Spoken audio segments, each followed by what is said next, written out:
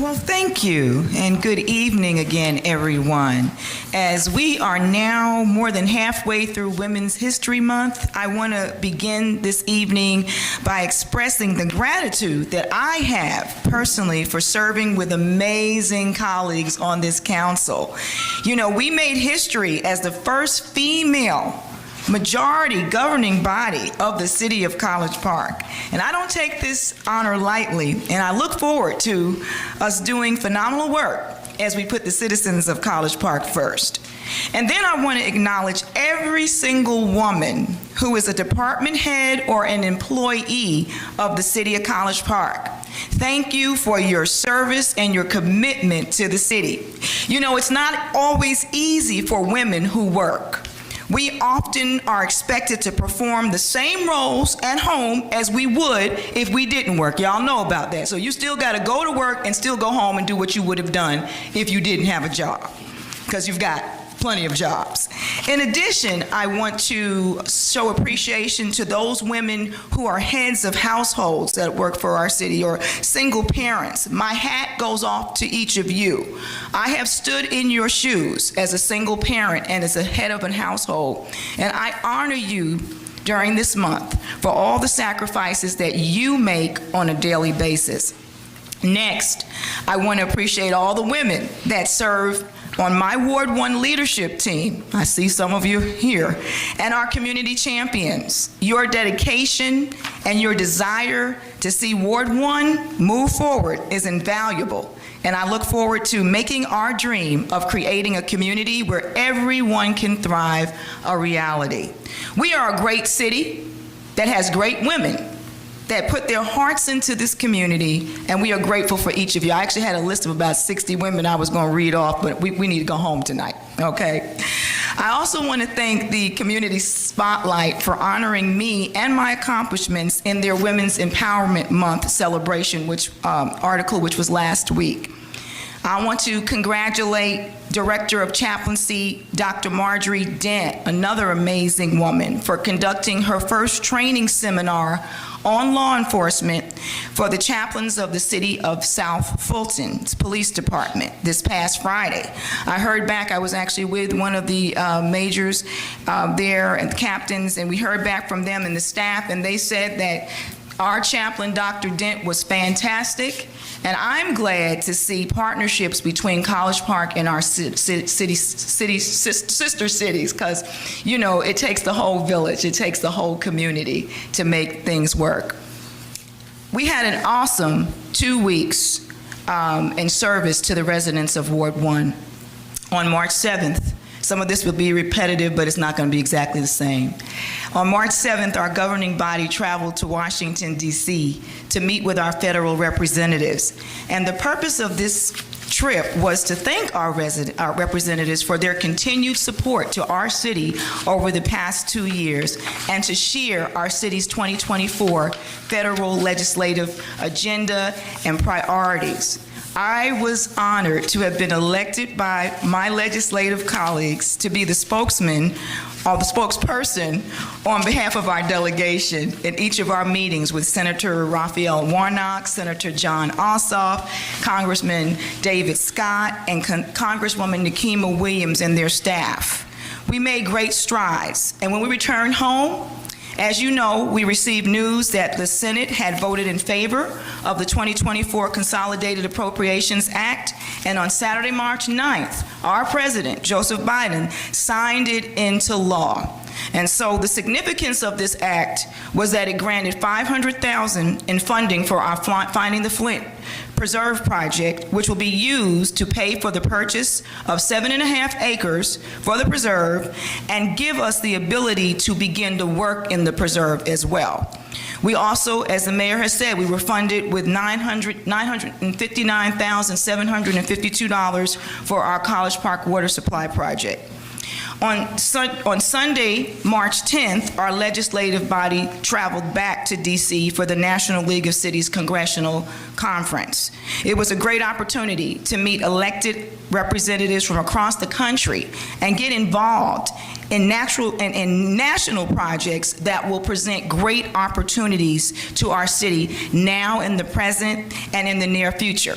While we were in Washington, we received word from Senators Ossoff, Warnock, and Congresswoman Williams that a $50 million federal investment in the Southside Trail is being made to assist the Atlanta Regional Commission project that will build a new multi-purpose trail to help connect schools, hospitals, job centers, and MARTA between the Beltline and the Flint River Trail. Amazing. This is huge for our Flint River Preserve project, but not only for the project, but for our city as a whole, because it's going to bring some additional amenities that we need and that can cause us to be an even more thriving community.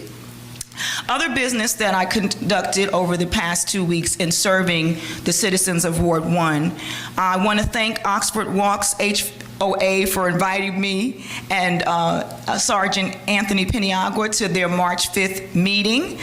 We talked on crime, and of course I was open. Ask me any questions. I don't have anything to hide. So we answered questions, and I want to thank my colleagues for voting tonight so that I can go back to Oxford Walk and say, hey, we've got a sidewalk that we can walk safely now from your subdivision to Washington Road. So I truly appreciate you all for that. It's good to see Mr. Bobby Wilson, our CNN hero, here today in the building with us. I was able to tour the urban farm with him on March 8th, and just to start talking about ways that we can partner, because that's actually in Ward 1, how we can partner. And I'm excited about the urban farm's 3 days of Earth Day celebrations that's coming up. And from April 19th, or actually it's more than 3 days, but from April 19th to 25th. So we'll be putting that out on the calendar, and hopefully as much of our community can participate as possible. We had a fantastic wine stroll on March 14th, y'all. Jeff and I were so glad that we were able to attend until the BIDA meeting. BIDA had a meeting that night, but we got out there at 4 o'clock, and it was so good to see our citizens out there. Also, we heard that the music on the lawn was fantastic, phenomenal, just having our community come together. I want to thank Ginger and the Main Street merchants, College Park Recreation. We had golf carts for the first time that would take people from one place to the other, which really helped us to get a feel for the total downtown business district. So I want to thank everybody that participated in that.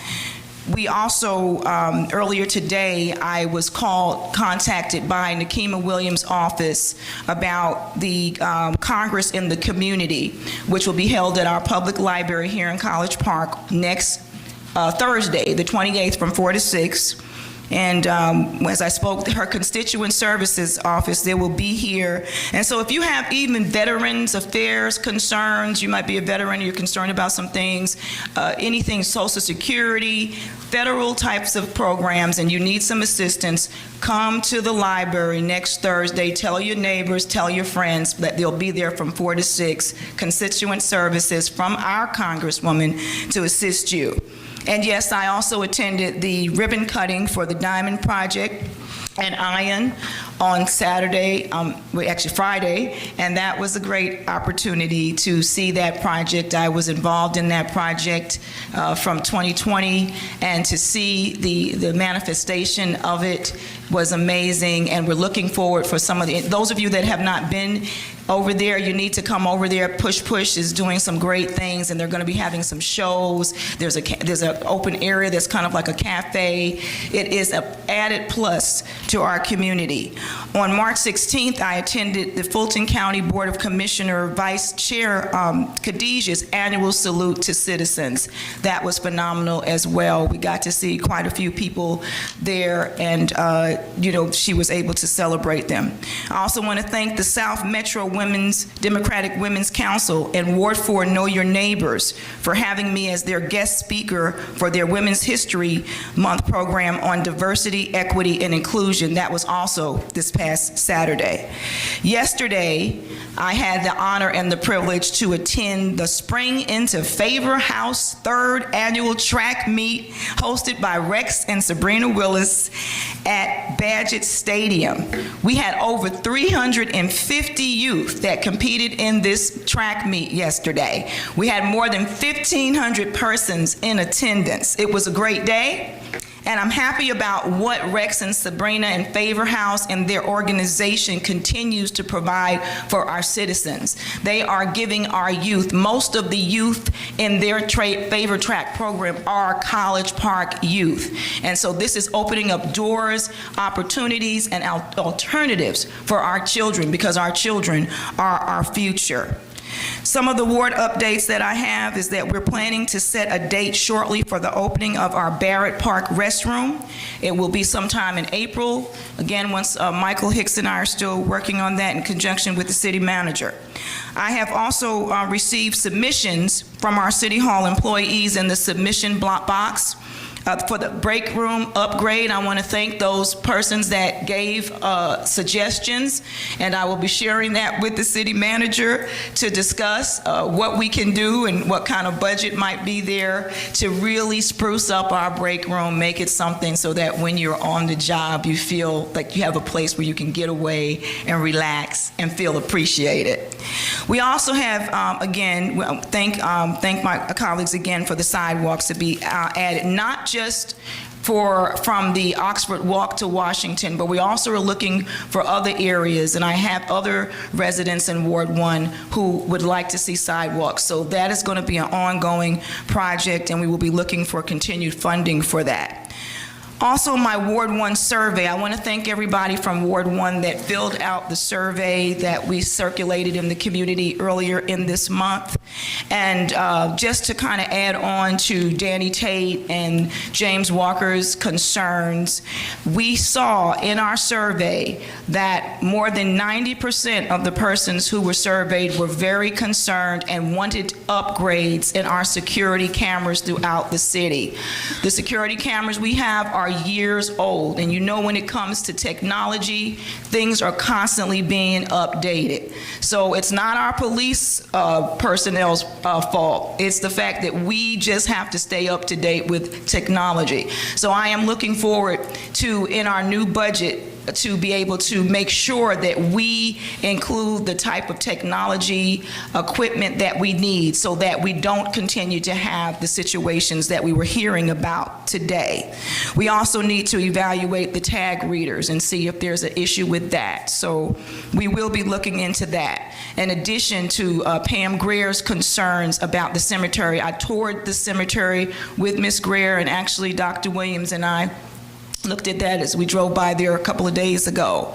We are concerned with the overgrowth there in the cemetery. It is really disappointing to look at it. So we need to be able to address that. I will be pulling together a couple of folks in our community champions so we can kind of discuss this and then also get it back to the city. So I just want you to know, Pam, that we heard you, and we've heard and we've seen the condition, and we're going to get on that. Tomorrow, I have the honor and the privilege of being the career day speaker for 5th grade students at Fieldwood Elementary School. And I'm looking forward to that. I'm going to bring some College Park bling bling, and I tell them, you know, to get their parents to get registered to vote and vote. Next Wednesday, we are going to be having the collaborative firms South Metro Development Outlook Economic Development Conference at the GICC. I don't know if there's registration still available, but that should be a very good opportunity even to learn more about what's going on in our city, and I plan to be in attendance.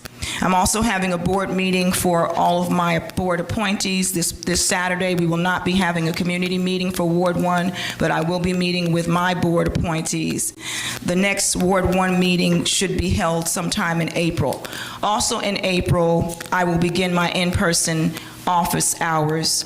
We just now got some things straightened out in some terms of renovations to our offices. These offices had not been renovated since this building had been built.